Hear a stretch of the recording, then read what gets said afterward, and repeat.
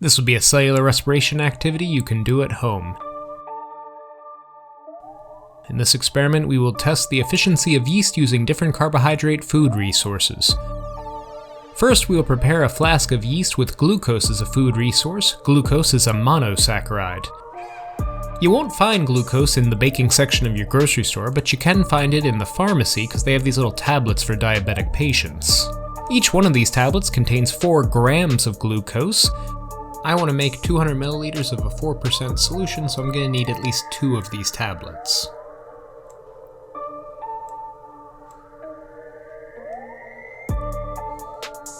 I actually ended up with a little bit too much glucose here, but by the time I noticed I had already shot 15 hours of time lapse, so this will actually end up being a 4.15% solution of glucose.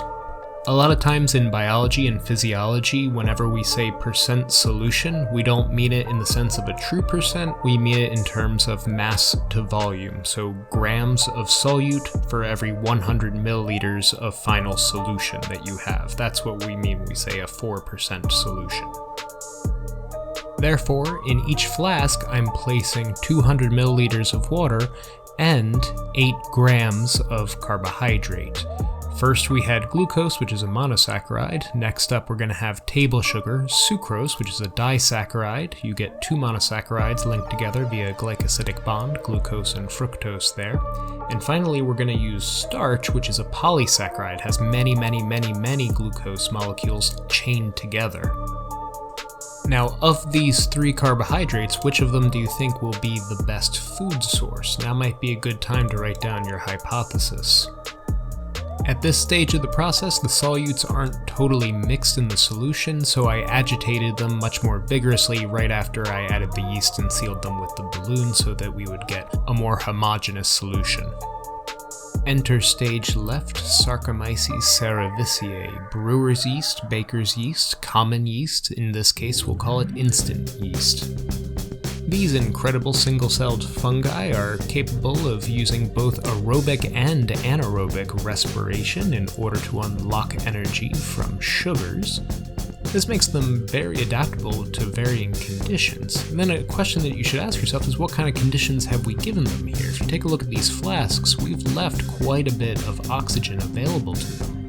So if they begin the process of aerobic respiration, what we know is that that is a good deal more efficient than anaerobic respiration. That might mean that they run through their food source a little bit quickly. Maybe not though, let's find out.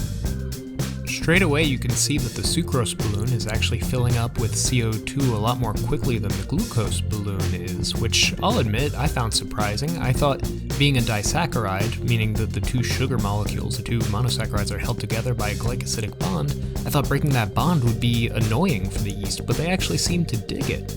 Now, every time I ran an experiment for this video, I left it intact for several days and I filmed time-lapse overnight. And in that sped up footage, you can actually see how the yeast seems to be breathing in and out and in and out. How it kind of resembles regular respiration. Now, at 24-hour intervals, I measured the diameter and you could see that actually the glucose and sucrose food sources ended up being pretty much the same.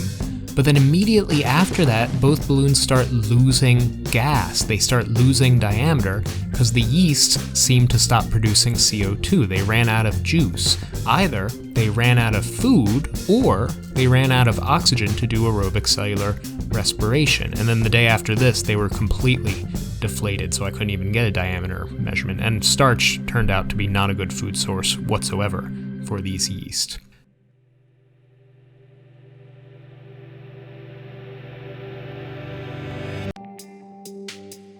So, what would happen if we supplied the yeast with even more food? This electric orange elixir is a 40% glucose solution. It's 10 times stronger than the previous mix. There's also less space for oxygen. If the issue in the first flasks was that there was not enough food, we would expect this setup to last a lot longer because there's more food. But if the problem was that they ran out of oxygen, well then we would expect this to go much quicker because there's more food, these will be more active, they'll run through the oxygen much more quickly, so we would expect the activity to drop off sooner. So let's see what happens.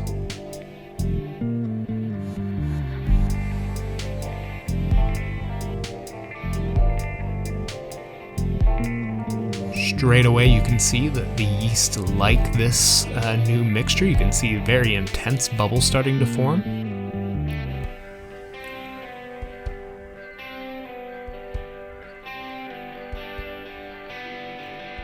And the balloon swells to a diameter much larger than we got in either of the two flasks from the first round.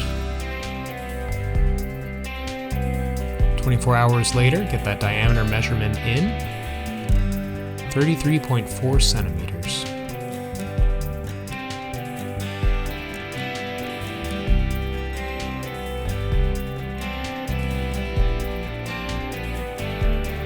Even after 2 days, you can still see the yeast bubbling away. They're still active and munching on these sugars. 72 hours later, the glucose balloon has still not really lost that much size. So these yeast are still active, they're still producing CO2, meaning that the issue was not a lack of oxygen, it was simply a lack of food. But yeast can do anaerobic respiration, so how would they behave if we did remove all of the oxygen from the environment? Removing oxygen from the equation means that the mitochondria are no longer going to be involved, so after glycolysis, our products are not going to be oxidized further. In fact, pyruvate is now going to be reduced to form ethanol and lactic acid, depending on what kind of organism we have. In the case of yeast, it's going to be ethanol, so we're going to begin the process of fermentation. The setup for this experiment will be very much like those that came before. I have 40% glucose in the right-hand flask and 40% sucrose in the left-hand flask. To each I'm going to add a teaspoon of yeast, but I'm also going to need to add some sort of barrier to cut off the yeast's external oxygen supply. For this, I'm going to add a layer of oil to separate it out. So you see this nice, about 1 centimeter thick layer of oil. That's really going to serve as a strong barrier to oxygen being able to get to that yeast. I'm sealing it just as before with the balloon. Now there is still some oxygen in this flask, so there's going to be some aerobic respiration happening, and that's what's inflating this balloon on the right hand side right now, but eventually it'll burn through it and we'll move over to anaerobic respiration. Now in anaerobic respiration, we don't fully oxidize all of the glucose, so you get ethanol building up. So as this reaction is being pushed forward, the alcohol content in this orange flask is going up and up and up. I'm actually not totally sure why the sucrose flask failed to react. That was not part of my experimental design. I think I may have somehow inadvertently killed the yeast, and I'm not totally sure how. Feel free to write in your notes hypotheses about how this experimental setup went awry, because I'm not totally sure myself. The initial dissolved oxygen that was already contained inside the glucose mixture when we began this experiment caused there to be a similar amount of gas produced over the first 24-hour time period. But the question is, now that we are on fully anaerobic conditions, will the circumference of the balloon be maintained? Here you can see that under aerobic conditions, over 4 days later, the glucose balloon from the previous setup is still going strong. So will we see the same thing with the anaerobic glucose balloon? Since it'll take several days before those results come in, I figure now is as good a time as any to mention that yogurt and cheese and other types of dairy products are the product of lactic acid fermentation, which is accomplished by certain types of bacteria. Meanwhile, wines, liquors, and beers are all accomplished by similar types of yeast to the ones we use in this experiment. And of course, when you overexert your muscles, they too enter a state of anaerobic respiration, and they produce lactic acid, which is part of what makes them so sore. I'm sorry to report that your muscle cells do not produce alcohol when they are overexerted, which is great news for me because my body can't process the stuff.